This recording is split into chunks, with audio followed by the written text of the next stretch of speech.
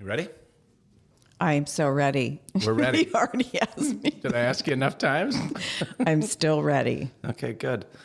All right. Hello, everyone, and welcome to What About This Idea? What about this idea? Okay, are we going to practice saying it in different ways, or are we over that? We did it one time. It's done, right? I still haven't really settled on the way that we're saying it. Okay. I mean, I got entrepreneur down, but I don't have what about this idea. you know, What about this idea? even though it's the show about entrepreneurialism, right? Yeah. That word entrepreneurialism, entrepreneurially, these are going to trip me up for, forever, I think. It's a funky word. Let's see how many words we can make up with the word entrepreneurial. Ish. Entrepreneurial-ish. Ism. I like ish. I've never heard that one. Itis. Entrepreneur-itis. Oh, yeah. All right. I like that. All right. Well, here we are. We're in. This is. We're not going to number our shows yet because I don't know the order that we're going to release them. So That's a good idea. You know what I mean? Mm-hmm. This is just another show. This Here is it is. just one of many. I'm going to do this really quick because I've gotten this feedback from my other shows that if you're new to this show, what is it? It is a show about entrepreneurial thinking. It's not much more complicated than that. And entrepreneurial thinking can happen. It could mean that you start a business. It could mean that you take an idea and build a product. It could mean that you are in a business and you're the annoying person who's always asking, what about this idea? Hey guys, hey, what? Hey. And everyone's like, oh my God, we got to get rid of that person. It could mean that you're a mother at home and you're thinking entrepreneurially in the way that you're dealing with your household. Exactly. So there are lots and lots of ways to employ the fancy French. We're still going with it's French. We must be. Did we even bother to look it up yet? That would take some extra work. We've got a professor. No, we've got a professor of entrepreneurialism coming in. That's perfect. Yeah, entrepreneurship. From the they can explain it. I agree. Who better, right? I mean, not us. You know, it would be sad as if they don't know. All right. Well, let's hold their feet to the fire over it. That's right. Yeah, see if they do know. I would hope at the professorship level that you would have some idea of the origin of the word. I think we could just make it up. Like, it starts with entre. Like, isn't that like enter? Yeah, sure. Okay, let's get away from this. We've got a guest. I'm very excited. I'm very excited about our guest. Calandra Revering. You are our guest today on the show. Thank you. Yeah. No, thank you for coming in. This is you. I know. So I told you at the outset, I don't personally look up very much. I saw an interesting article. I didn't even bother to read the article. I don't even know which one you saw. It's something about a shop that you're opening up. Okay. Right. Okay. And its potential impact and how that works and everything. But I was like, that's someone I think would probably be fun to talk to. So let's get her on the show. So here you are. Okay. Thank you. So. And I do a little bit of studying. So I did read an article about your story, and I am just in awe that you would come hang out with Sam and Juliet today because fair enough. Agreed. I mean, it is, your story is pretty amazing. Thank you. Yeah. Do you want to tell us a little bit about your story? The pieces that you want us to know? Okay. Oh. Okay. Oh, yeah. Well, an overview, right? Let's hear it. What's going on? What are you doing? So I moved here in 98 from Milwaukee. I moved here as a single parent. My son was 4, and I was on welfare. I was on Section 8, and no school in Wisconsin would accept me for law school. Okay, so you'd already done undergraduate? Yes. And you had the requirements to get into a law school, but no school in Wisconsin would accept you? Correct. Why not? Correct. You know, Wisconsin's a weird place. Wisconsin is a different place. It is. I mean, I grew up in Madison, so I can say that. You're a cheesehead too. Yeah, well, partially. So my family was split. My folks were divorced, and one here in Minnesota and one in Wisconsin. But I love Wisconsin. You're over in Wisconsin. Yeah, I love Wisconsin. Go Pack, go. But it is a different place. And Milwaukee is not necessarily the known for its diversity. Well, I mean, it's not known for how good it treats people in a certain way. Yeah, when I moved here, it was number one as the most segregated city in the nation. Yeah, weird. And in Wisconsin, of all places. Really weird. Yeah. And I remember I didn't get into UW-Madison Law School. And I called the president and I said, hey, why didn't you accept me? Yeah. And he said, we just don't believe you're ready for matriculation because you're a single parent. Matriculation? Can you explain this word to me? Shit, I don't know. Yeah, I mean, I just know he what said a dickhead no. thing to say, though. Yeah. Can we just back up the bus to you calling the president and asking why they didn't accept you? Now, to be fair, did you get D's? I did. I actually did really well. And, I was the executive director of the University Legal Clinic. I had won the university award. I started this huge protest when my son was like 1 year old. Can I tell you this story really quick? Yeah, of Please course. do. We're not here for linear stories. We don't know what that is. No. So it was in the media. It's a little crazy. So I went to this beauty supply store, and at the time it was called Capitol Court. It was like Everything's got a name like Capital something or other in everything. Madison. Yeah. Everything. Yeah. So my son was like 1 or 2 years old, and I had my cousin with me, and he's in the car with my son. So I go into this beauty supply store, and I'm just standing in line, and the people who owned the store were of Asian descent. All the shoppers were black. You had the weave. And one thing about black people, we're going to get our hair done. Mm-hmm. Like next time you see me, I'm going to have a different hairstyle, I promise you. Okay. So, I'm waiting there in line, and there was a pregnant woman standing in front of me. She was about 6 months pregnant. And the cashier accused her of stealing. And she was insistent, I didn't steal anything. I have my receipt. So they got into this huge argument, and he came around the register and he slapped her. Oh, yeah, that's a no-no. And yeah, so I grabbed a jar of hair grease and I put it in a bag and I twisted and I hit him. Oh, you made a makeshift weapon. Yeah. So far, I'm just so in love with you. I love this. Because nobody would help her.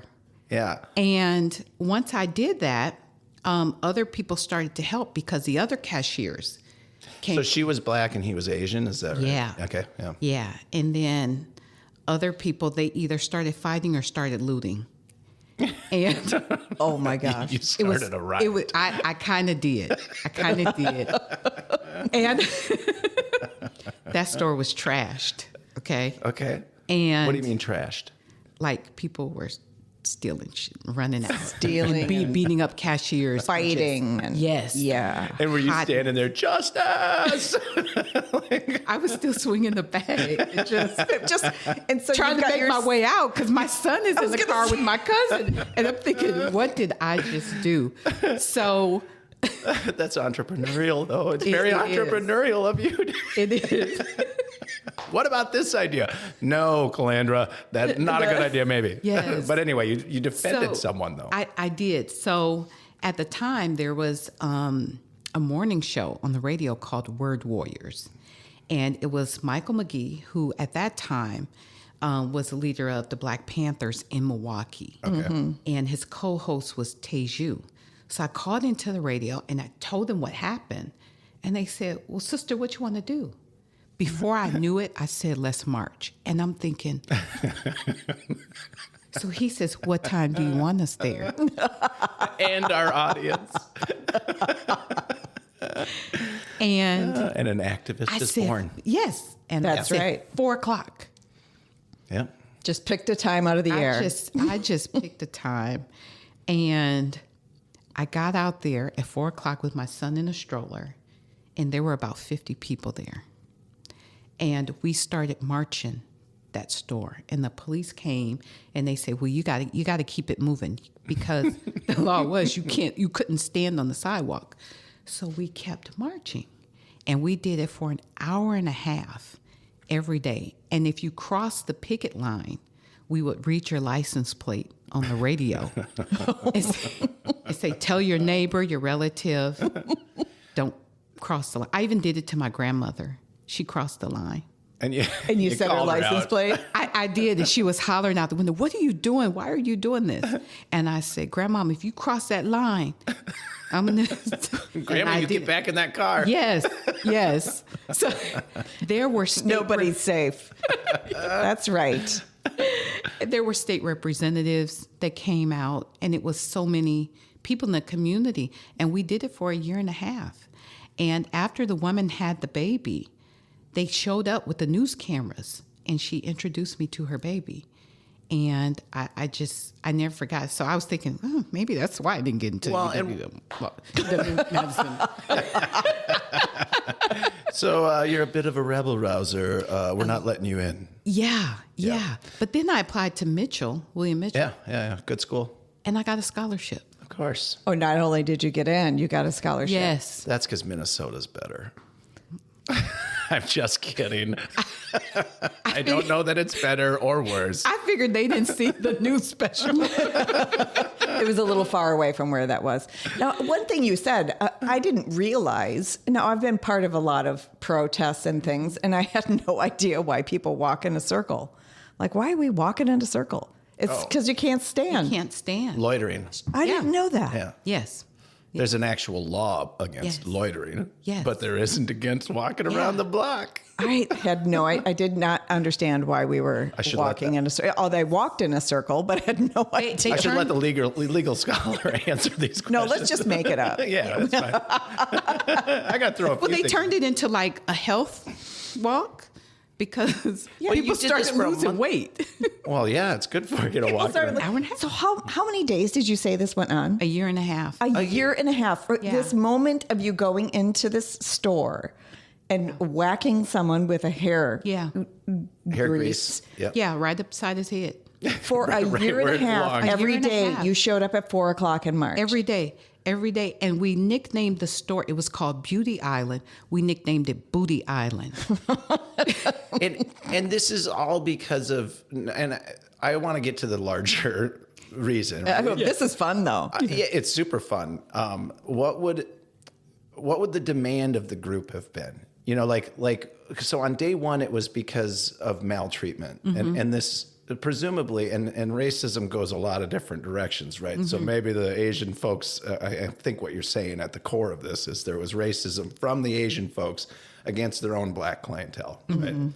And so was the aim to have that store under different ownership? Was it for them to acknowledge that the things that they'd done, for them to just appreciate the clientele that came in and were patrons of the store? I don't know what the end goal was.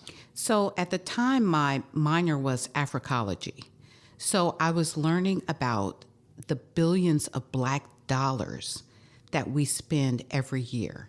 So what I wanted black people to stop spending their money here. At places that don't appreciate you as a client. Exactly. Yep. Exactly. And in turn, once they realize the financial impact black people have, they will start treating us better. You would hope.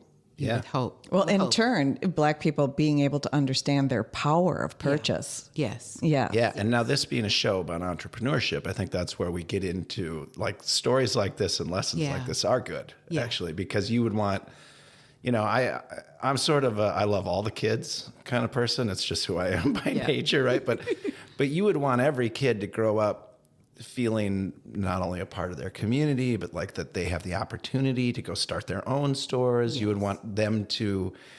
would want people that they can look up to be modeled on shows like this, on everything, right? Like and it, I guess, in part with the election of, I'll get a little weird here for a second, but with Barack Obama being for elected. A second. That just came right out of my mouth. It just was so surprising. Couldn't help. I get it. I deserve it. No, but I mean, I happen to have grown up. I tell this story quite a bit, but I worked at Filio in Uptown, which I don't know if you might not have been here to know Filio. When my husband has actually talked about Filio. He used to work there. Oh, he did? Yeah. Oh, yeah. There you go. Yeah. Well, he can attest to this. It was total melting pot. No one, you couldn't be weirder. You couldn't be weird enough to be weirder than the other people there. So no one cared. So it was devoid of what I, as a kid, saw as like racism and stuff. You know, it was like the place where everyone could just be themselves. And then we've got a black president, and I kind of think that things are like all trending in the right direction. And then the last few years, I'm like, oh shit, they're not necessarily trending in the right direction. They are, but they're it's more complicated than that, I would say. Yeah. So, yeah. So you were fighting. I mean, this would have been a time when a lot of those stores weren't under black ownership, right? Right. Yeah. Right. And has that changed? It has not. It hasn't changed necessarily. Yeah. You have more black people who have opened up businesses, but unfortunately, that store is still there. Okay. But I moved here with my son. I go to law school, and my mother actually moved from Las Vegas to help me. And once I graduated and passed the bar, no one would hire me. What is going on? I could imagine not how much you'd have find to prove yourself. a job. I did work while I was in law school. I worked at Ramsey County Attorney's Office for a bit. And after that, I clerked at a law firm. And I said, I hate it here because I couldn't be myself. You know, even when I graduated, I wrote my long paper on the history of the felony. And I got a C. And I'm thinking, this paper is about us and how crimes have been kind of modified to be attributable to crimes by black people. Like something like loitering, public intoxication. If more black people were doing it, that was a felony. But you had non-black people doing things that were worse, and those were not felonies. Or even the same things and having the law not apply to them. Exactly. They're a very uneven application of the law anyway. Yeah. So, yeah. I had one professor in law school who was black. Well, actually two, but I took one. One was Judge Toussaint, Court of Appeals judge. He was my evidence professor. But another professor, I didn't take his class, but there were no black women teaching at William Mitchell. So, of course, my professor graded my paper was white. I said, whatever, just give me my diploma so I can get out of here. Yeah. I mean, you still made it through. But yeah. So, I went into private practice because no one would hire me. There were no black women in the state in private practice doing criminal defense. Right. And coming from Milwaukee, I understand crime. But I remember the first day I had a trial. And it was a guy who was a community leader. And I showed up to trial call with my box, my very first trial. And the judge did the cattle call, calling the lawyers and the cases. What's your box? What do you mean by that? Oh, it's like a box full legal of binders. papers. Like a whole bunch of crap. Oh, yeah. Yeah. If I show up with the box, everybody knows. She's the lawyer. Okay. I'm going good. to trial. Sounds good. So just clarifying. I show up with my box. It's got all my trial binders. Yeah. And the judge said, who are you? And I said, I'm the lawyer. I'm the defense attorney. She said, you're a lawyer? And I said, me? Yeah. Oh, yeah, in front of the whole courtroom. Jesus Christ. I said, yes. She said, you passed the bar. Oh, my God. And I said, yes, I did. And you could hear a pin drop because the lawyers were just mortified. And at what? Like at the fact that you could pass the bar? They were mortified that she would say that. That's where I was afraid the story was going there. Oh, I needed to hear that. Yeah. So they were so disrespectful. It's outrageous to me. It's outrageous. Yeah. But, and her name was Burl Nord, Judge Nord. Was she like 100 years old? This is 20 years ago. At that time, she was probably in her 60s. Okay. I would hope she was at least 120 or something. That's like behavior. really old school. Well, also, if she's a she, she must have been something of a first You would think. You would think. And you would think there'd be some solidarity in that. Exactly. Yeah. But for this 29-year-old to show up, prepared for trial was just unheard of. Something she couldn't fathom. Yeah. And I won that trial, by the way. I was going to say. Yeah. I did. I won did that run jury that trial, yeah. Yes. Mm-hmm. Well, did you have role models that were in law that were people that looked like you? What was the original inspiration to become a lawyer? Was it because your study of Africology and you really wanted to do something about that? I'm the kind of person, if I don't see anybody Black doing it, I start thinking, why not? And what about this idea? I just do it. Why not? No, that's exactly. I knew you'd make a good guess because that is entrepreneurialism. Anyway, I don't want to get out. I mean, it's but more that's important what drives than that. me. It's more important than that. You're right. Why not? Yeah. Why is not? someone not doing this who has the same skin pigmentation as me? Like it's not. It's like the idea that there's so much that someone would think it's weird that you passed the bar in the last 20 years. I mean, it's just craziness. Yeah. Let alone, why aren't people owning businesses? I stock boxes third shift at Target. Yeah. To, pay bills. And by that time, I was off Section 8. I said, you know what, I'm just done with this. I'm just going to make my own way. I've never received unemployment. I just figure I'll figure it out just to have my own business. And I think a lot of people, when they have an idea and they want to do something, they think that they have to stop working or give up everything. Oh. You just have to work hard. Yeah, you can't stop working, You actually, can't because stop the thing you're working. starting is not going to pay the bills for a while. Exactly. Yeah. Exactly. You got to have some consistent paycheck coming in. Even when I started private practice, let me tell you, I worked at New York and Company. I worked at Rogers and Holland Jeweler. If I had a button on here that was like, I could mark the lesson point. I know. For we should have a button for a lesson. Yeah, Ding. No, I mean, seriously. So that's a really important thing for people who want to start something new to understand. I think a lot of people start things and think that it's going to work out right away. Like they're going to step into it and everyone's going to be like, oh my gosh, you're doing this great. I'll buy your services or do whatever. And it just doesn't work that way. It takes a while. It takes a while. And there's so much to learn because there's so many people that hold on to the information and don't want to give it to you. Oh, yeah. So totally. you're really figuring it out the hard way. I mean, I tell people, if you want an easy job, don't start your own business. No, definitely don't Because start your it's own not for business. It's not an easy job. Not for the week. If you want to sleep, get regular rest, don't start your own No. business. Too true. Yeah.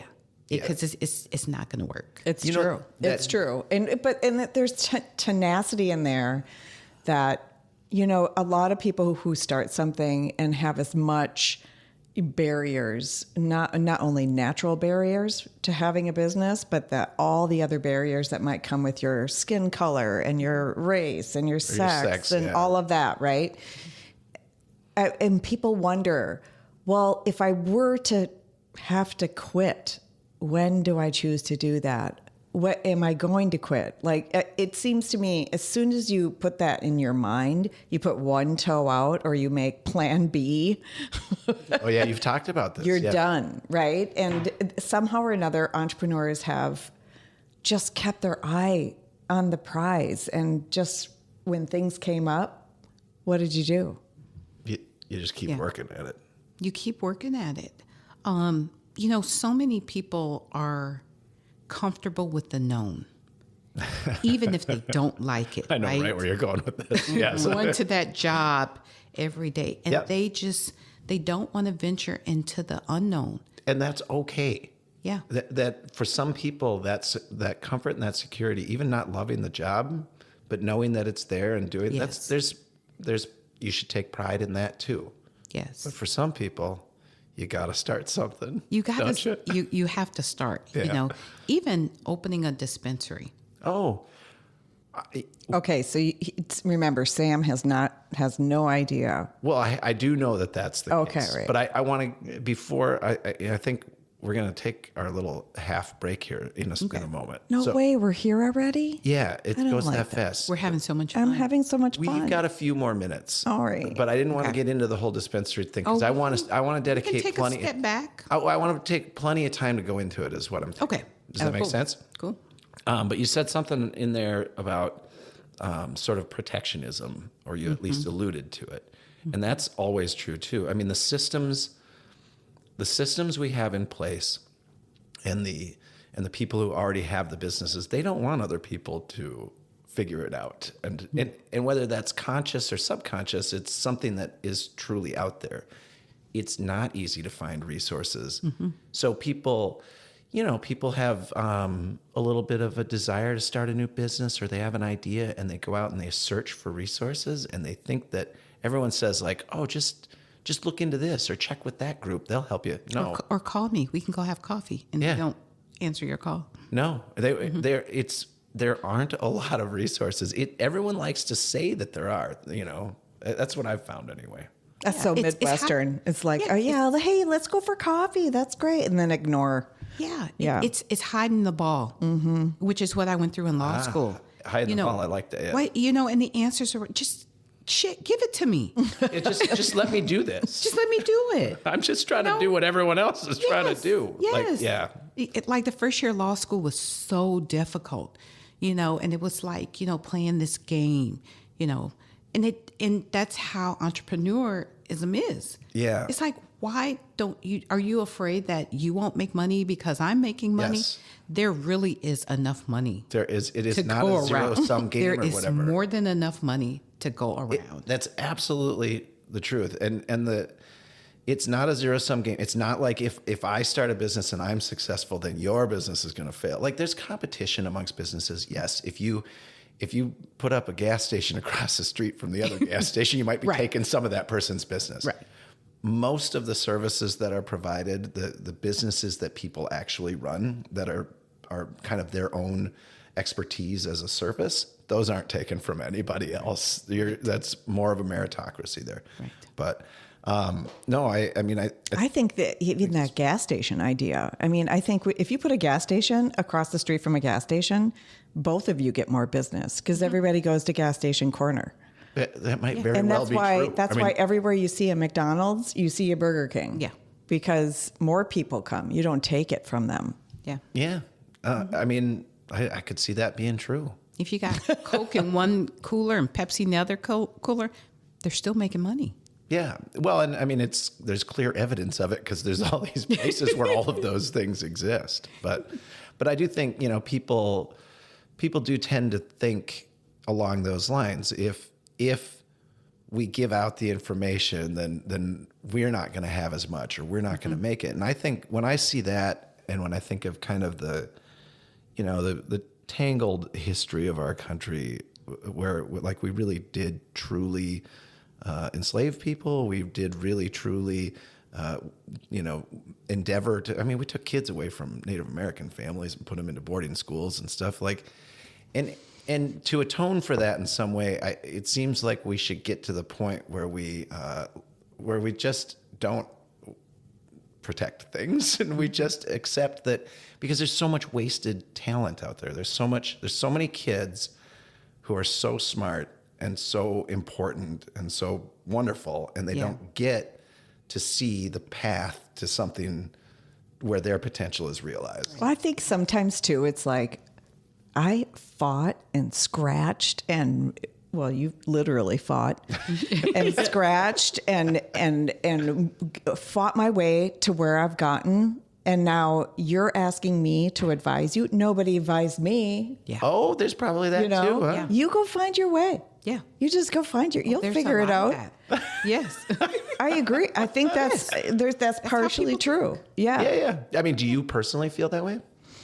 I feel like I have asked people that I know really well for help and just like even emotional help, as confident as I am, I do doubt myself quite often, and I need someone to say, this is normal. sometimes to me. This is it's normal to feel like you're a complete imposter, or it's normal to feel like this, or you know what I did when I did that. And I find sometimes that my successful friends sometimes don't remember what it was like. It's like to be in the beginning. To be. Yeah. I mean, I had that conversation with a kid out. You just now. Just today. Yeah. Yeah. I mean, I think I hope that we can build through this, like, this is why we're doing this show, right? Is some way for, yes, people do, if you're thinking about starting a new thing, or you're thinking about venturing off on your own, you need people who, maybe I can't help you that much, but I can at least talk to you about it. I can at least meet you and get to know you. Yeah. And if you weren't scared or nervous, I would think there's something wrong with you. Totally.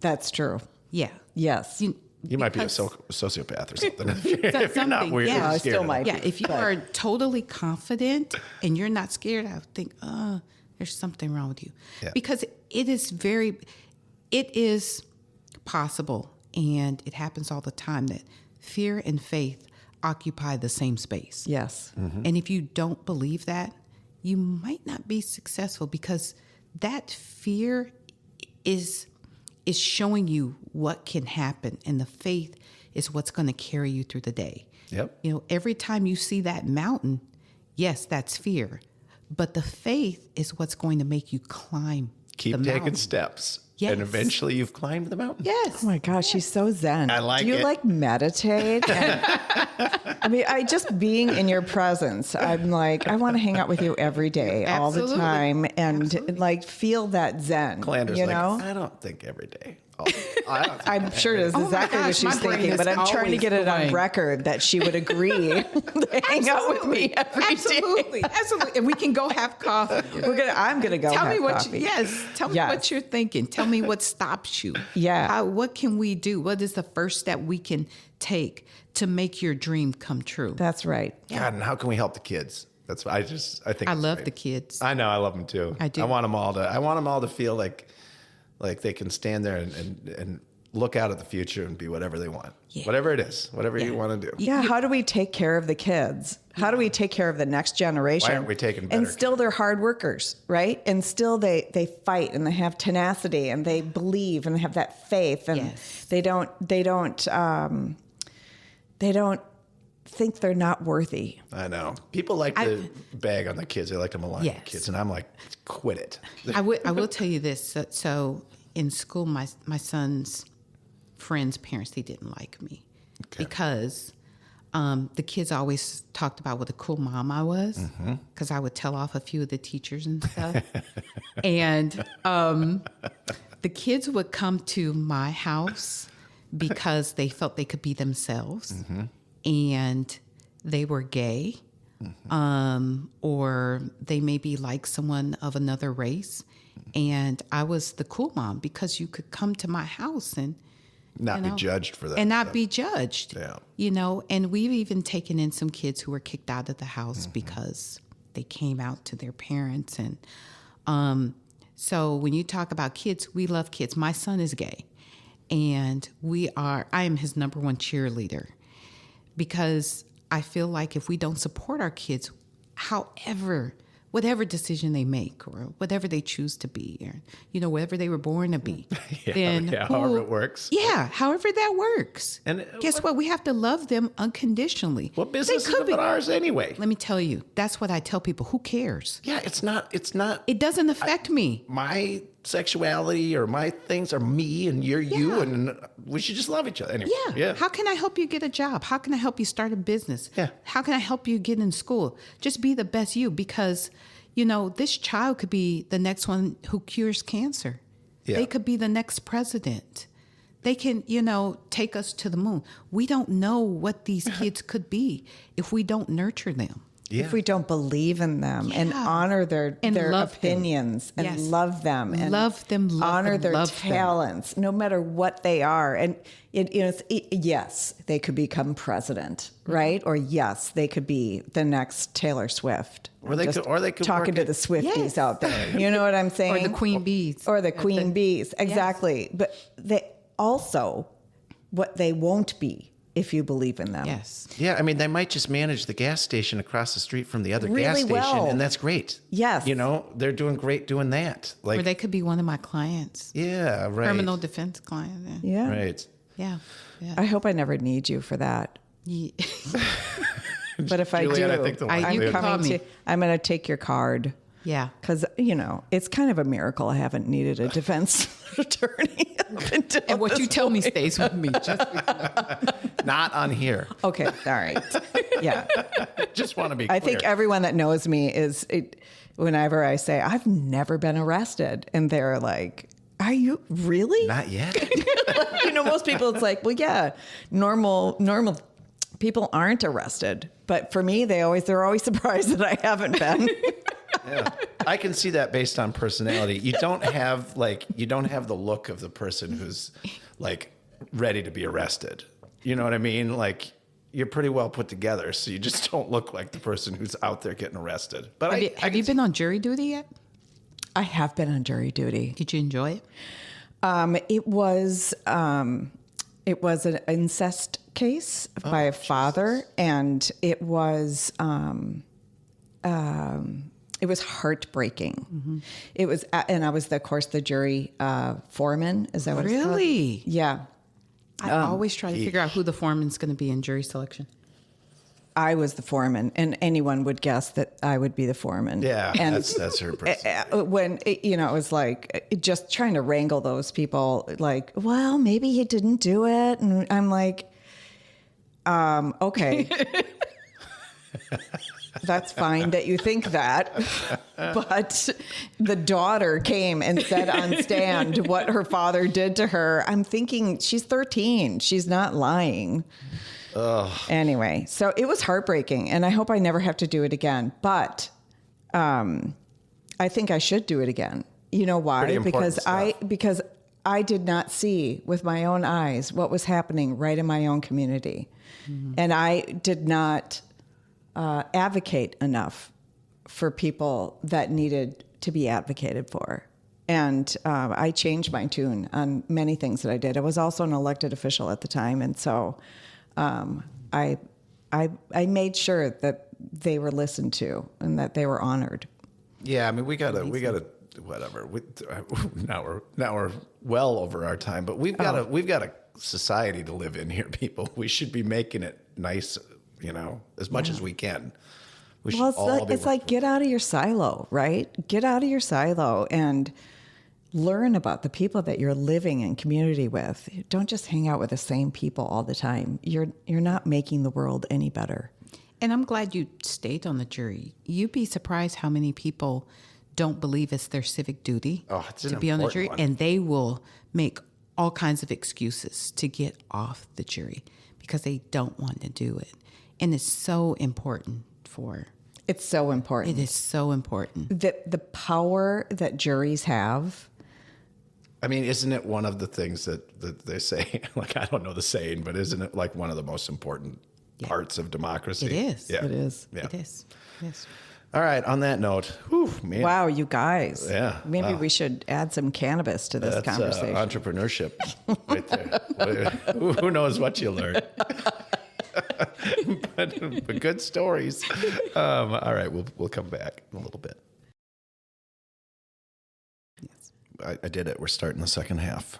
Is this how you're opening the second half? I did it. I did it. I did it. I did it. I got started. Yeah, I did do it. I do it. I pushed the button. I have jobs. Oh my You just get to sit here and talk. I know. I really kind of I've like actually that. I work like to that. do. Do you remember what I said when we first did our agreement on doing this together? No, but you're Said, gonna I want to remind me. do a podcast, but I don't want to do a podcast. Like, I don't want to be doing anything Yeah, except talking except for talking. and meeting people, and that's fine. That's fine. That makes for a good co-host. Thank you. I like it. appreciate that. All right, Calandra. So we skirted past, I'll say. Just a little bit. Yeah, the cannabis part of it. And it wasn't because we're not afraid to tackle the whole cannabis thing. It was because I knew that it was going to be a fun conversation that was going to take up a fair amount of time. So let's just recap real quick. You grew up in Milwaukee. Go Pack Go. Wisconsin school. That's right. I was just there last weekend. Were you in Milwaukee? Yeah. Yeah, I still love it. I get back enough just so that people don't say I'm a Minnesotan. Oh, really? Yeah. I don't want to be a Minnesotan. What the fuck? This is nice Hell here. No. I'm a cheesehead for life. Really? I don't care how bad the Packers are losing. I'm a cheesehead, and I love Greek freak. Okay, but No, I you never, can't say anything. Well, I never Just don't say anything. I never quite understood why, I was in Azerbaijan for a while. Anyway, so Azerbaijan and Armenia, they've been at it for years, right? And then when you look at them geographically, they're like smaller than Minnesota or Wisconsin. Yeah. They live right next to each other, and they're all cousins, and they all fight. They all hate each other for some reason. And I always think, like, I get the whole cheesehead thing. That's fine. You want to be a Packers fan, but Minnesota, Wisconsin, they're pretty similar. Like, you can't just adopt Minnesota as your new home. Nah, we don't have the Minnesota nice. Well, Minnesota we just say it. We just fucking say it. Well, that's right. true. Wisconsin, I mean, especially you guys don't Wisconsin. drink enough to be Wisconsin. You don't have the right kind of sport balls teams. Right. Sports balls teams. You don't make good cheese like we do. That's true. I think Minnesotans drink a lot, but what you're saying, and I've seen it firsthand, Wisconsinites, holy shit. It's like a second profession for everybody. Yeah, you go downtown, everybody's drinking. Yeah. Well, and kids can drink with their parents in Wisconsin. Oh, yeah. And honestly, you go to any bar, I mean, some of the hoity-toity ones are like, no, we're not serving your kid. But almost every single bar will be happy to serve your child. I spent a little time in northern Wisconsin at a friend's cabin or whatever, and we went to the local bar restaurant, and I'm like, I had my kids, and I'm like, oh, this is how you know you're in Wisconsin, honey. They had a pool table and one of those basketball games and they had a kid sitting up on top of the basket. The other kids were throwing the ball to them, and there were like 6 kids dancing on the pool table. I'm like, yeah, that's Wisconsin. Yes. That's what happens here. Yes. Yeah. When my grandmother would babysit me, there were 2 places we went. And I'm telling you, I was like 6, 7, 8, 9. We would either go to the tavern, and I would sit next to her at the bar, Yep. or we would go to the racetrack. Yeah. So I learned how to gamble early on. Yeah. Like a lot of my family members, some of them shoot pool for a living, have never worked a day in their lives. And, you watch the pool, the show where there's tournaments, and sometimes my cousins aren't there. Even today, yeah. All right. That's true. It's my favorite place, honestly. Yeah. I was just at a bar, and I'm not going to say where it is, just so I don't get them in trouble. But I was just at a bar in Wisconsin, which I often am, and everyone was smoking cigarettes. In the bar, right? And I'm like, did the federal law change? No. I mean, why are we all smoking? And they're like, no, we come in here and when it's cold outside, we decide we put enough money in a kitty that if we do get fined, we've paid for it, us being able. So they have this kitty, and if they do get fined for smoking in the bar, then they've got the fine paid for. That's classic Wisconsinite. So yes. classic Wisconsin. Yeah. I even love Wausau. Have you been to Wausau? Yes. So my best friend, she's still my best friend, born and raised in Wausau. And I went to her bridal shower and went to her wedding.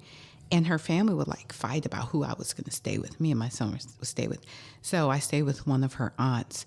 And I woke up and there was this big print on the door. And I said, what is that? She said, that's a bear. I said, I'm sorry, I'm not coming back. I love you guys. You're all white people. Because there's 2 black people in the city. Don't do I bears. counted them. There's no when I was driving black down the street. people in Wausau. I said, no, I'm sorry, I can't do bears. No. Yeah, and Well, and nowadays you've seen too many. people I've are seen too many YouTube videos of bears chasing dogs inside of houses. yeah, and I to guess them, I've missed they're that okay trend. with it. Yeah, they're like, that's oh, just a bear." shoo. That's the bear. Yeah, just like a bear. He just came to get something to eat. But I do love Wisconsin. I love Wisconsin. I think we should get an entrepreneur, a small bar entrepreneur is in here as well from Wisconsin. They produce a lot of CBD. premium CBD in Wisconsin. Oh, yeah. Wisconsin's super industrious. You go to almost every little community and they've got like some national brand that, like Kohler and Tecumseh and Oneida and all of these places had. It's the Germans moved over there and they were like, well, let's start a big company. But they started them small. It's a very entrepreneurial state. I don't always love their politics, but I don't like getting into politics. But Wisconsin's a weird place. I don't think we very much like their politics either. It's a little weird. It's weird. It's so like, it's just a little weird. It's like, you know what it's like? It's like someone gets voted in as governor in Wisconsin. And it's like Uncle Joe gets voted in. And they're just like, well, we'll just keep voting for Uncle Joe. Whatever. Right. Just Uncle Joe. Well, Tommy Thompson. That's exactly who I was thinking of. Yeah, I should have just said Tommy And Thompson. it's in some cities, that's the way it is here, because I ran for judge in 2018 in Ramsey County. And I ran against a sitting judge, and everybody hated her. She was the most removed judge in the state. Oh, sure. Yeah. And I did something different. So this race in 2018 was the most diverse race in history. You had 4 Black people running for judge. Yeah. So we would travel around in doing these judicial forums. And I won the primary. And when we ran, in the general election, we found people, and I didn't win, and none of my colleagues won. But we found that people just checked the box. That's because the voting electorate doesn't know anything other than incumbent. Sure. Yes. Whatever. That's it. Yes. Why put incumbent on the sheet is my question. Yeah. In other words, all they're doing is catering to people who have no idea what they're voting for. No idea. People who have never been to the They're like, courthouse. oh, well, the dude's been doing it for a while. Got to be good. Yeah, it's got to be good. Yeah. But there are a lot of people who have never even been to the courthouse. Oh, for sure. Yeah, and they just vote incumbent. But, it was an opportunity to educate the public because they were really interested. There were a lot of people that came out because they didn't know anything about the justice system. No, we don't know a lot about our political systems and the way things work and the court systems. But I enjoyed poking her in the eye, just so you know, and making her spend money. Well, with you, I'd have to worry that that's not a metaphor, right? Oh, yeah. You didn't poke her in the eye. I did a little. So I grabbed a sack, threw some hair grease in there, and I smacked the guy. Why not? I love it. And I will tell you a quick secret. There is someone who's going to be running against her, and he's reached out to me, and I've agreed to help him. Great. Yeah, so he can. I don't live in Ramsey County, but I'll help. If you support this person, I support this person. I do. Yes. I do. He asked me if I was going to run. He said, first, I don't. He reached out. Very nice. I don't want to step on your toes if you are going to run again. Oh, that's nice. Yep. But I responded back and said respectfully, no, I got a few other things going on. They're really important. Yeah. Yeah. I'm a little busy. Yeah. But I wouldn't mind helping you. I'll fit you in. I can fit you in. I'll fit you in. Hey, let's have coffee. Let's have coffee. And then you really do it. That's right. Oh, you follow through. Mm-hmm. Yeah. Crazy idea. Yeah, I'll Crazy. put a little tincture in this coffee. He'll be so mellow. He'll just get voted in. He'll Yeah. just get voted in. Yeah. Yeah, say all the That's right super stuff. mellow.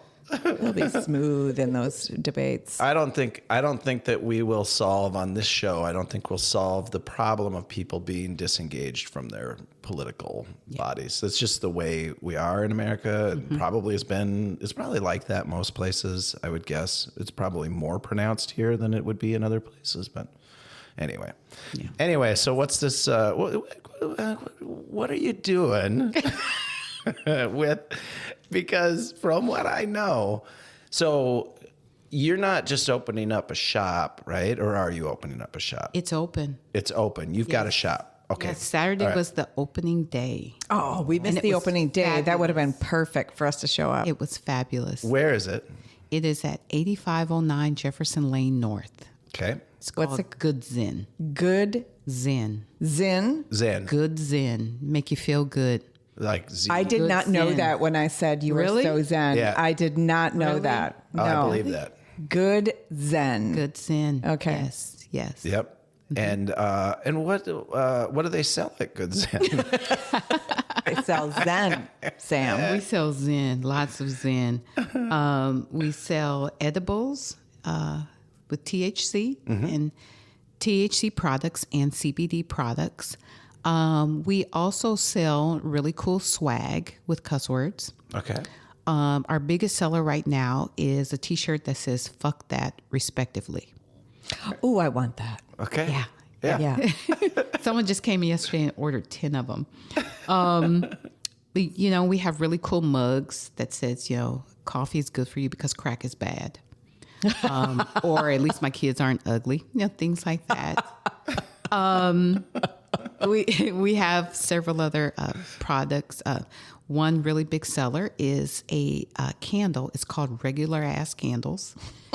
It's made by a brother out of Illinois. But our biggest seller on top of the edibles is a drink that I created with my son. It's called Slay, and it's 5 milligrams of THC. We have 3 flavors: strawberry lemonade, berry mint, and peach mango tea. Okay. And Slay stands for you can slay anything, no matter your sexual orientation. Oh, So our goal is to encourage more parents to support their LGBTQ children, especially since, Minnesota is a haven for transgender children. I just really want to support same-sex couples because my son is 29. Okay. And we've been talking a lot about surrogacy or adoption. He would be a single parent, which, he's not, feeling too good about that. But I said, I did it with you. So, I'm here to help you just like my mom helped me. And so he's got some support. oh, yeah. You'd be around to support. I mean, that's Yeah. tough. Being a single parent, I like all other factors aside, I can see why, even with the dysfunction that happens in most marriages, I Yeah. can see why putting children into homes with two people is, preferred. Yeah. Not to But, say that they're better, because they're not Right. necessarily better. They're not, because, I also do divorce cases. And I tell my clients that kids would rather be from a broken home than in a broken home. Yes. If it's not working, then let's just put a period behind this and move on, because chances are you are not being your 100% self for No. this child. If there's all this conflict and you're fighting in front of the child, and wouldn't you rather just kind of be whole again and be happy and be a 100% parent, even if it's in 2 different households? Yeah, the kid will appreciate you much more for that. You got a lot of positivity though, because I would say, wouldn't you rather be 80% a person than the 40% you are now, or whatever? Only because I think the ideal of being perfect is just like unattainable. Yeah. As parents, we have to accept that, I think. Yeah. But anyway, I know I worked with kids for a long time, and kids clue into all of these things, and a lot of people sent their kids to the place the camp that I worked at while they were going through a divorce. And, Yeah. Yeah. Ugh. And, it was a real hard realization for me when I had my son, because, since we're all family here, I might as well tell you. Yeah. When I got pregnant with my son, the guy I was dating, he told me he had 3 children. Well, I found out at that time he had 7 children. And as of now, Was he just bad at math? He was bad at a lot of things, and keeping it in his pants was one of them. Because my son has, let me get this number right, 23 siblings. Oh, geez. Louise. I am the only woman who has 1 child with him. So I'm the only one that had enough sense to say, I'm out of here. Yeah. I'm not doing it. So, yeah. Wow. I'm imagining one way or another, though, I'm imagining this is a very charismatic man. Yeah, he's got some lines. He's got don't some you think? charm. He's got some charm. He's got the lines. He's got, and at that time he had a really nice motorcycle. Ooh, a motorcycle. Yeah, and I'm gonna tell you, there were some things happening on that motorcycle. Ooh. I will mostly keep my mouth shut right now so I don't get in Yeah. trouble. Excellent. Excellent. Excellent idea. I'd like to get back to the cannabis. That's why I have one. Let's get back to the cannabis. Yes. So what did inspire you? I mean, I love the drink, right? Yeah. I love that you worked on it with your son. I love the name. I love what it represents. I love everything about it. You could have just done that, or you could have done that with a soda, right? Soda. Is it canned? Like is it produced and made and you got the cans and they're there and people can buy them? Yeah. Yeah, okay. Yeah. People came in and they got a lot of pre-orders. So more than we can handle. So they're like, I'll wait for it. It tastes great. And we'll also be at the Food and Wine event March 2nd through 3rd. Okay, but I like Is that in St. Paul? It's actually going to be in Egan. Oh, Egan. Yeah. All right. Yeah. Food and Okay. Wine magazine. Yeah. so but from a business entrepreneurial kind of standpoint here, right? Okay, so you got the idea for a beverage, right? My guess is, and you can correct me if I'm wrong, my guess is that you saw that there's a market for it. Mm-hmm. And so let's make something because we can make money off of this. That's what you should be doing these things for, right? That's the purpose of starting a business. Why would you guess and just not ask her why she opened a cannabis shop and made a cannabis Well, no, but the can of stuff. The reason I'm getting to a point, though, I always go on these circular, sort of long-winded bullshit conversations. No, but the thing is that so there's a canned beverage of something that needs to be made, but there's all of them that already exist. So you're looking at making something that competes with all of the other ones that already exist. Mm-hmm. And then let's say that a young entrepreneur is listening to this.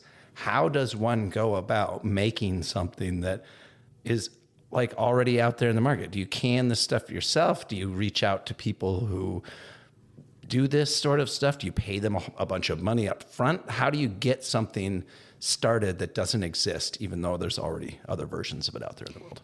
So I found a formulator, and of course you can't get any business loans for cannabis. So Because it's not federally exactly, legal. exactly. Okay. So I had a really great credit card that I kind of maxed out. Well, but it's like a loan. That's supposed to be the worst way to do things. I've done it myself. I totally understand. But it's paid itself. Yeah. It's paid itself though. Yep. So I paid a formulator, and they actually gave me a deal because they liked what we stood for. Yep. And I was very clear that I wanted an African American to do the strain. Yeah. Yeah. Because I wanted to, help someone else in business. But making this drink meant so much because there were no other Black women doing it. Right. And you have, I think it's 180 beverages, THC beverages now. Minnesota has gone up 89% in terms of THC beverage sales. Oh, they're all over the place. Yes. And these People love THC beverage sales, they saved our breweries during COVID. Sure. Yep. So in spite of that happening, businesses are being saved, but Black women are still being unaccounted for. And you still have that black dollar, right? Spending money.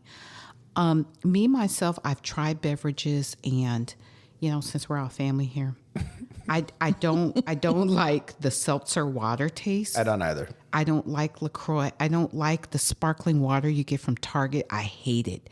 It makes me burp. It makes me pass. I'm like, I can't do this. So this drink is full of flavor. It's low carbonation, and people just love it. And you don't taste the weed, but it relaxes you. And it's a totally different feeling that I felt from drinking other beverages. Like I felt chill. I wasn't trying to eat up everything in the house. How did you get more chill? You get more chill. Yeah, I mean, do you see what I'm saying? Like, you started out pretty chill. with a fiery side because you will smack a person. I will. So, yeah, that's right. I will in That's a right. heartbeat. Yeah. But it was so chill. I could actually sit there and watch my Fargo series, and concentrate and felt relaxed. And, yeah, I love Fargo. Oh, yeah. I Hey love there. Fargo. That there show is real good. Oh, my gosh. I love Fargo. Oh, I love it too. Yes. I love our world. I could, yeah. I mean, I love all of our world. It's just sort of fun. But, I actually, I found that there needed to be a brand behind it. And I felt A story, like, right? Yeah, Yeah. the LGBTQ market was so underserved here. They're buying products, but they're not being represented. And my son has friends, both gay, straight, trans. And one of my assistants is trans too. So I felt like I really just wanted a voice for them. So the advertisements, we're doing photos now, and, don't be afraid of who you are. If you've got a wife or a husband, that's what you got. And let's be proud of it. Yeah, there's, I mean, the last, for whatever it's worth, the last 30, 40, 50 years have been seeing dramatic improvements in people's treatment of, all of these different things. But we know there's still trouble out there. Like we know there's still problems that exist. So, Yes. So I get it. And that's a market too. So Well, I remember being in North Carolina when they said that trans people couldn't go into the other bathrooms. And I was in North Carolina, so of course I had to pee in the men's bathroom. yeah. Just because that's what you do, right? Right. I do that. Yeah. If I really got to go, I will go in the men's bathroom. And sometimes they go, hey, I just walk in the stall and shut the door. Yeah. Yeah. And well, I go to the sink, wash my hands next to them, and then I leave. A toilet's a toilet when you got to go. You got to go. And if you're at a place where there's mostly women, Exactly. I don't understand why. And I, again, not to get like, way deep into politics or something, but like, this is the hill people want to die on. I know, right? Like, you can't What do you think use is this happening? toilet. Like, what? You fucking care who goes and sits in that toilet? Yeah. Like, Who cares? Leave it alone. I gotta already. go. Yeah. Yeah, like, and get I'm rid of going that. now. I know, and there's people who like get really riled up about it. And like if you're watching, hey, what? I just don't know what to say other than like, does it really matter to you? Like, Doesn't. There was but a it guy in the does airport. matter to some people so much. There was a guy cleaning the bathroom yesterday in the airport, and he said, "Oh my God, do you want me to leave?" I said, "Nope." And I just walked next door, shut Just the gotta door, and use the pee. bathroom. I think I'll be fine. Yeah, and I said, "Have a nice day." Yeah, That's what we do. Everybody poops. that's yes. So why cannabis? Like, was there? You don't do anything without a statement. I already know this. Yes, because you're my yes. new best friend. Yes. But why cannabis? So, my grandmother died of multiple myeloma in 2001 when I was No in law shit. school. And she smoked weed literally every day for years. And my grandmother was just so chill. But when she was diagnosed, she was already at the end of stage 4. So my mom had moved back to Milwaukee in 2009. She didn't go back to Vegas. So I'm going to go with the family in 2009. So in 2010, I saw her and she had some lower back pain. And I said, what's going on? And she said, well, they said I have sciatica. And, my gut said, that's not what's going on. So I said, I'm going to bring you back to Minnesota and see what's wrong with you. So I brought her back here. I took her to North Point. And she was diagnosed with multiple myeloma. My father's in the midst of surviving multiple myeloma right now. How's your mom? Did she live or? She's in her second remission. Okay. But she was having, she was already at the end of stage 3. Yeah. I got her into a study with the Mayo Clinic. Was it in her spine? Well, the lower back pain is one of the symptoms. Yeah. But yes, she has, so in her pelvic area, the doctor said it looks like you punched holes in styrofoam. Yeah, my father ended up with it in his spinal column, which is not in the cerebral spinal fluid is not the most common version. It's more aggressive ones generally. So Yeah. Yep. So with the taking the chemo and the chemo pill Revlimid, she had a lot of neuropathy in her feet. Yep. So I went to Vegas a few years ago, and we went to Planet 13. I don't know if you've ever been there. That's my dream, is to have a Planet 13. So one of the bud nothing about tenders, it. I don't even know what it is. it's just a huge dispensary that's like a carnival-like. It's Look at us. crazy. Of course it is. It's Las Yes. Vegas. Vegas, yeah. Yes, it's Yeah. Vegas. Of course it is. So the bud tender was talking about a vape pen. Yeah. Oh yeah, bud Yep. tender. Bud tender, I get it. Is that what they call them? They're called bud tenders. We have bud tenders. Yeah. Yeah. That's what they're called.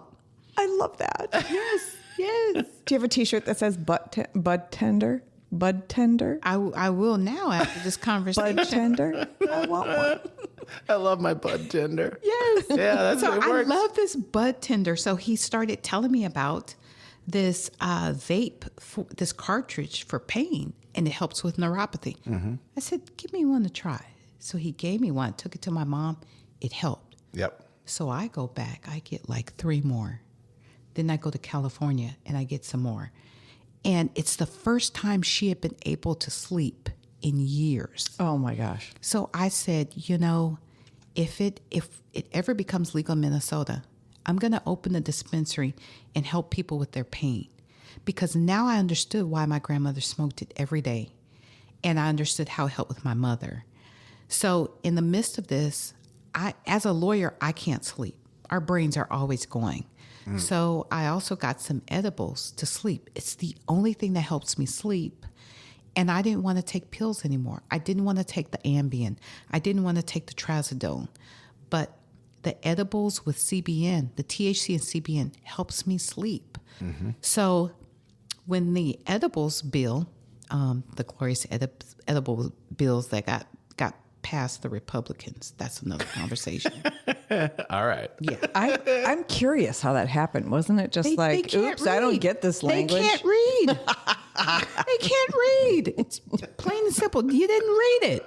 So, Whoopsies. so once once that happened, I said, okay. I said, no, what's coming next?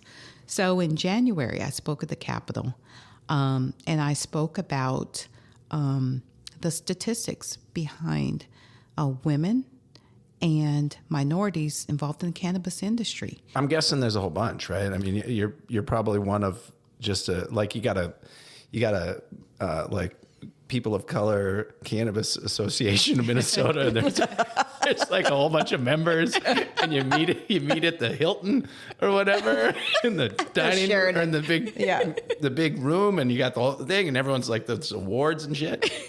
Or is it just you? It's just me. Oh, okay. It's just me. You ever throw yourself an employee appreciation party? You should No. start up the Black Women's Cannabis Well, I did Minnesota. start Minnesota Association for Black Cannabis Professionals. Yes. See? And we've had one big seminar, over 40 people attended. Yeah. And it was to teach people how to get into the cannabis industry. There you go. So I had panel speakers from realtors to security to lawyers, and just speaking about what they need to do to get started. So, I when I was speaking at the Capitol, I explained that only 5% of businesses in the cannabis industry are women, and less than 2% are minorities. And I said Minnesota can be a leader in changing that. And I also explained how cannabis has affected my clients, from being evicted from their apartments, from having their cars searched, to other issues, to losing their job. And the people that pay the price the most are children. Because if they're homeless or their parents are not employed, they pay the price. And then they're discouraged, or they aren't able to live in neighborhoods with better schools, or they're not encouraged to go to college because now, mom is a single mom. Dad has probably gone to prison. And when you look at these statistics, it's Black and brown people. Yeah, it's really dismal, actually. It when you Look is. at those things, and it's not benefiting any of us. It's not. I mean, it just isn't. It's not good for us as a Right. society. It's not helping people. It's not. It all needs to be fixed. I think this is a great conversation because I don't think people recognize the fact that cannabis is legal-ish in Minnesota. Yeah. What a equalizer it is. And, I'm wondering, have people who've been convicted of cannabis crimes in the past been released of those? Have their I think there's efforts afoot in Minnesota. Yes. But Are you a part of that? No, I'm not. Yeah. But we have spoken to the state. We've had calls with the state about being more involved with our events going forward because they would like to come speak about the next steps. So, for instance, in January, there will be an RFP going out to nonprofits so that they can disperse grant money by the state. Brilliant. in case you're, because we have, let's say we've got some younger folks or something, but RFP is request for proposal, correct? Yes. Yep. And so who's requesting this? So the state will not be giving out the money directly. Yeah. The nonprofits will be giving out the money. So someone who wants money from Can Train or some of the other grants provided by the state, they will then apply to the nonprofit to get money. Okay. That's great. I think we should definitely share some of that on this episode, whatever number it is. Yeah. I mean, I assume you mean like type something up that says these are the resources and the things that are going to happen. I'm putting that on. Yeah, and that RFP will go out. No, I don't do towards the end of January. I do the podcast. I don't do the podcast. Do the podcast. I'm just giving her a little bit of a your hard job time. to do the podcast. I have a question. So I'm curious about the business side of you, right? I mean, I would like to hear a little bit more about that because, all of us have these causes, right? I started a nonprofit, several nonprofits in the past, and like none of them, I mean, they all ended up being money suckers, not money creators. And you have found a way here to be an entrepreneur, have a cause, and make some money. So that balance of being a business mind and a social advocate and a legal advocate, how do you balance that? Where do you put your focus? Like, what do you do with profits? You go for a party, a sleigh party? I would have a party. Obviously, I just had a party. Yeah, I would have a party. So part of our proceeds go to anti-bullying campaigns and HIV and AIDS research from the drink. At the dispensary, when you come, which I hope to see you, when you come in, the first thing you will see is an art gallery. And the art gallery, you'll see paintings of Trayvon Martin, George Floyd, Breonna Taylor, but you'll also see Ruth Bader Ginsburg. You'll also see Michelle Obama, and you'll see Good Trouble. You'll see tons of stuff, people that have impacted us, in the fight. But you will also see things for Black History Month. You'll see something for March, which is Women's Month. And throughout this, in the spring, you will also see, we will have something called How Are You Feeling Today? And people will be able to write on a piece of paper. How are you feeling? Are you thinking about someone who died? Are you thinking about starting a business? And you can sign your name to it if you want, but our goal is to get at least 300 letters from people on that one page to say how you're feeling today. You can fill up the whole page. You can just give us 2 sentences, and we're going to put that on the wall. I love it. Because our goal is we want to continue to be part of the community. So our profits allow us to continue to be part of the community and pay our bills, pay staff, create jobs, but the drink goes towards something even further. I love that. Yeah. So no parties then. No parties. Okay. But I love that because it is a whole energy in creating profit around a whole different cause. And it is, you still have to be entrepreneurial. You still have to think like a businesswoman. Yeah. And you're driven by this intrinsic value that you've created. I mean, I'm in awe. And you'll hear some cool music when you come in through the ceiling. So, every dispensary you go to, it's kind of quiet. You go pick your weed and stuff. You come in, you might have your coffee and you're going to be standing around looking. Then you go into the next room and you talk to your bud tender and you'll see all of our really cool products. What time are you open till? I haven't been to a dispensary since I was in Amsterdam in like 1999 or something. Like I have no issue with weed. I used to smoke plenty. Of course you did. Yeah, back when. But it has, it's not really stuck with me as I've gotten older. Yeah. But I drink too much sometimes. Everyone's got their thing, right? All right. Well, we've managed through another second, or the second half. We're 36 minutes into the second. I don't want to cut it off, but I don't want to. I'm amazed by you, and I want to help you, right? I want you to help me more. Of course. Yeah. I'm kidding. My mind is open. My brain is on fire right now. I'm just so amazed by who you are, and all the way from taking that hair grease and knocking out, and then ending up spending the next year and a half at that store. I mean, that's just like next level. I mean, I don't want to use the word tenacity, but just sort of like staying after it. Just like we're not giving up. Year and a half in. Yeah. I think she was slaying it back then. Yeah. Get it? I like to think so. And if you I know had a drum, I would do that. And if you know on here anyone somewhere. with some really cool paintings, so the paintings are for sale and 100% goes to the artists. And these artists have absolutely no formal training, but you'll love the paintings. When you I will. I will we come need in. art I will in buy here, too. paintings.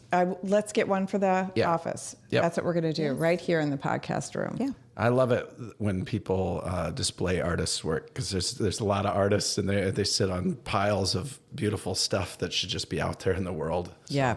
And Let there's me some know when nice you want stuff to come by. here. There's some nice stuff in this building as well from lots of different local artists. So, except for our walls are empty. We did forget to thank our sponsor, Twin Ignition. Startup Garage. Twin Ignition, they have 2 spaces now, so it's not just the Startup Garage here. Yeah, but the startup garage is where we are, and so that's the coolest space. It is. Yeah. It is.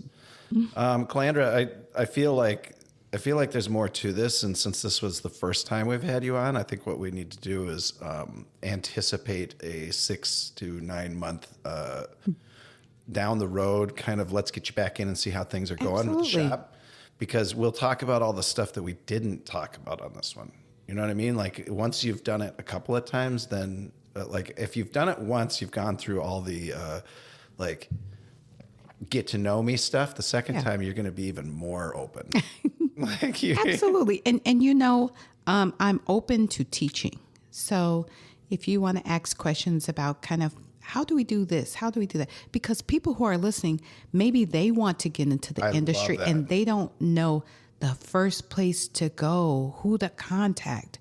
There are lots of people out here who will help. And one of those people is me. So Well, okay, so I mean we're not very far into this particular show, the recording of these episodes, and that is exactly what I hoped would come of this stuff. Is that there's a reason for us to make a show like this, and that is so that someone listening might find their people, really, like someone who can help them do the thing that they're trying to do. Mm-hmm. So, and it's evident that the things that you're building are, your motivator is community, clearly. Yes. And you have to be profitable in order to get there. It's beneficial, but it sounds like you're doing great stuff. yes, I hope so. Thank you for doing what you do. Thank you for coming having me on here the show. and talking to us and enlightening. I don't know. Sam, you never can tell when he's enlightened, but I am amazed. What? No, you're probably right. No. Well, I was It touched just seems by it. like, he's pretty zen too, actually, aren't you? He seems to be pretty zen to me. I'm probably the most unstable one. I've got something for both of you to help that. You're going to unzen me and zen her. You'll be We'll have a feeling real show. good. Next time we have a show, we should all have a gummy. We should have a gummy show. Or a can of Slay. You think the words come out slow? Oh, yeah, absolutely. You think it takes me a long time to make a point now? Wait till the weed's in there. You just never know. No, I do love there's two, we're already done with the show. We said goodbye. This is Minnesota. We can say goodbye for another 15, 20 minutes. No, the idea of like the social justice aspect of legalizing marijuana and stopping putting people in jail for minor marijuana and disrupting families and their lives. That I love that things have finally headed that direction. Mm-hmm. And then I love the other side of it is, forever people, I mean, ever since I was a teenager, I remember weed being around and it's this illegal thing. Yeah. But it's like, why anymore are we doing this? So the fact that that we even have the ability to have an open conversation about it. If you're bothered by this, I hope you shut this off a long time ago.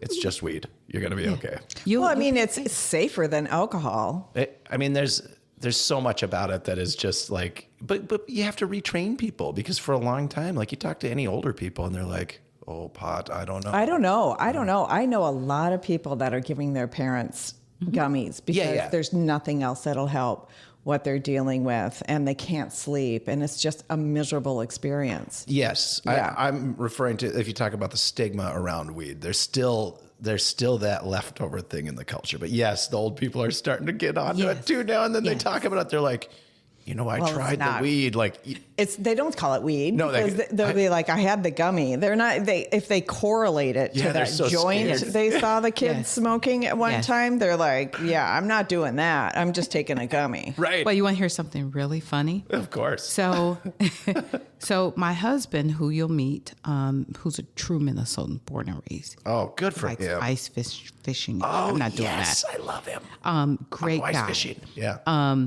But he's an associate pastor at our church. And when he told me that he wanted to be a pastor, I said, I'm still selling weed, right? And he's like, yeah, that's right. I said, now I hope you told him you smoke weed every night in the garage. He's like, well, kind of. I said, well, you better tell him. So the day before our grand opening, he shows up with these shirts. Okay, the whole staff has their goods in shirts. But our shirt says, I sell hope, she sells dope. And then the other one says, she sells dope, I sell hope. Oh my God, you two are made for each other. I am not kidding. Well, there were pastors who came in and did pre-orders. And they said, well, I don't drink alcohol, but I can drink that. Yep. So even pastors are drinking it now. I mean, it's definitely, things are trending in the right direction. Yes, they We'll say are. that. Yes, they are. Yes, they are. And I really do believe that me as a black woman, had I not come out with that drink, they probably wouldn't have turned the corner to say, you know what, I'm willing to try it now. Sure. Yeah. Yeah. Well, I'm sure that you give license to people in that community to try something. Yeah. Well, I mean, for God's sake, she's a lawyer. You know what I mean? Well, you don't fuck with her. It creates a whole new perspective around it. It's like she's a respectable lawyer. She has credibility. Right. It's not like, Which means I have good weed. which means you know how to discern. I don't know that I know a single lawyer who doesn't smoke pot, to be honest. I know He's a lot right. I know a lot He's of right. lawyers. Every lawyer I know. It's a hard job. It is. It Yeah. is. And you I mean, gotta have I'm something serious. to chill you out. Them some pot smoking. Yeah, they are. Yeah. They are. Pot smoking and wine drinking. Yep. Whiskey With cigars dipped in whiskey. That's my visual of lawyers. Yeah. Well, Cigars and whiskey. the stress. And a lot of, to be fair, a lot of entrepreneurs drink and smoke as well because Yes. it's Well, not another me. stressful. Yeah, not Juliet. Clean living, nothing but it. All right, you two. This was really, really great. So Good. Thank you so much for coming in. Thank you. Thank you for having me.